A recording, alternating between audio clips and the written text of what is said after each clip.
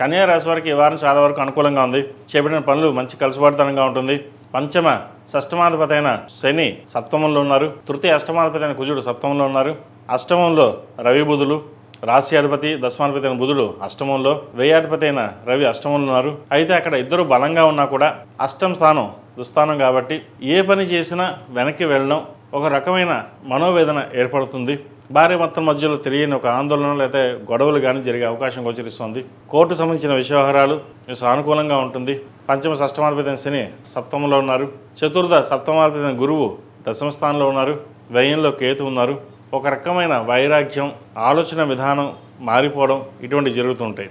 అయితే ఎక్కువగా ఆలోచించకుండా స్థిరమైన నిర్ణయాలు తీసుకుని ముందుకు వెళ్ళాలి. ఉద్యోగంలో ఎటువంటి ఇబ్బంది లేని వాతావరణం ఉంటుంది. కష్టానికి తగిన ప్రతిఫలం లభిస్తుంది. ప్రమోషన్ కోసం ఎవరైతే ప్రయత్నాలు చేస్తున్నారో కాస్త ఆలస్యం అవుతుంది. అదేవిధంగా ధనపరంగా సానుకూలంగా ఉంటుంది.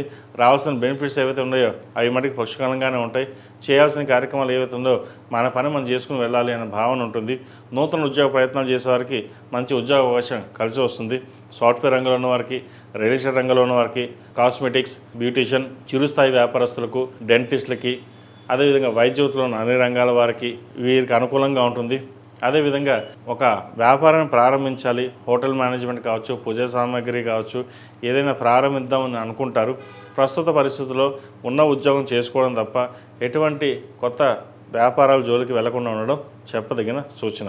అదేవిధంగా పర్వాలేదు, ఖర్చులు మనం తర్వాత చూసుకుందాం, ఎవరికైనా ధన సహాయం చేద్దాం అని అనుకుంటారు. వాటి విషయంలో కూడా జాగ్రత్త వహించండి. ఏదైనా డబ్బు ఉంటే కనుక సేవింగ్ చేసుకోవడం, రూపాయికి రూపాయి సేవింగ్ చేసుకుని వెళ్ళడం, ఎంత అవసరమో అంత ఖర్చు పెట్టుకోవడం అనేది చెప్పదగినది. విద్యార్థులకు కాలం చక్కగా ఉందని చెప్పచ్చు.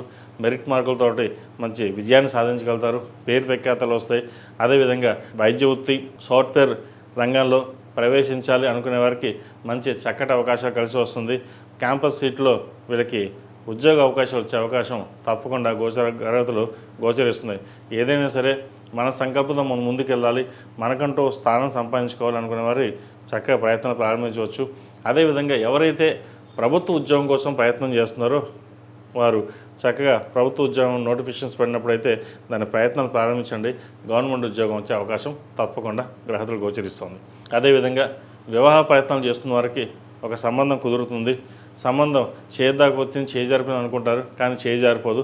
మళ్ళీ పిలిచి అడగడం, మంచి సంబంధం కుదరడం జరుగుతుంది. సంతానం సంబంధించిన వ్యవహారాలు చాలా అనుకూలంగా ఉంది. సంతానంలో ఒకరికి ప్రభుత్వ ఉద్యోగం కానీ లేదా అంతకంటే పై స్థాయి ఉద్యోగం కానీ చక్కగా వచ్చే అవకాశం గోచరిస్తుంది. ఆరోగ్యరీత్యా ఎటువంటి ఇబ్బంది లేని వాతావరణం ఉంటుంది.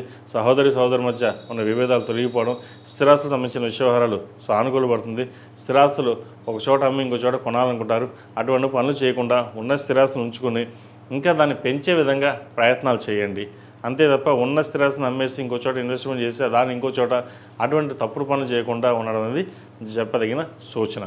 ఈ రాశివారు ప్రతిరోజు ప్రతినిత్యం ఓం నమో నారాయణ ఒత్తులతోటి, జిల్లేడు ఒత్తులతోటి దీపారాయణ చేయడం, మంగళవారం నాడు, శుక్రవారం నాడు లక్ష్మీ తామర ఒత్తులతో దీపారాయణ చేసినట్లయితే ఫైనాన్షియల్ పరంగా ఏదైనా చిన్న డిస్టర్బెన్సెస్ ఉన్నాయో అవి సమస్య పోతాయి.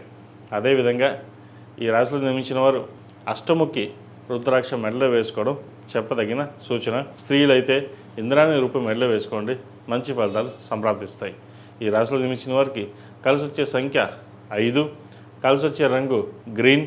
ఏదైనా పని మీద బయటకు వెళ్ళేటప్పుడు సోమవారం కానీ గురువారం అడిగిన వెళ్ళండి, మంచి ఫలితాలు సంప్రాప్తిస్తాయి. ఈ పూజస్టోర్.in పసుపు కుంకుమ నుంచి దేవతా విగ్రహాల దాకా అన్ని రకాల పూజలు, వ్రతాలు, గృహప్రవేశం, హోమాది శుభకార్యాలకు కావాల్సిన పూజా సామాగ్రి అంతా ఒక్కొక్క క్లిక్ తోనే మీ ఇంటి వద్దనే పొందండి. ఈ పూజస్టోర్.in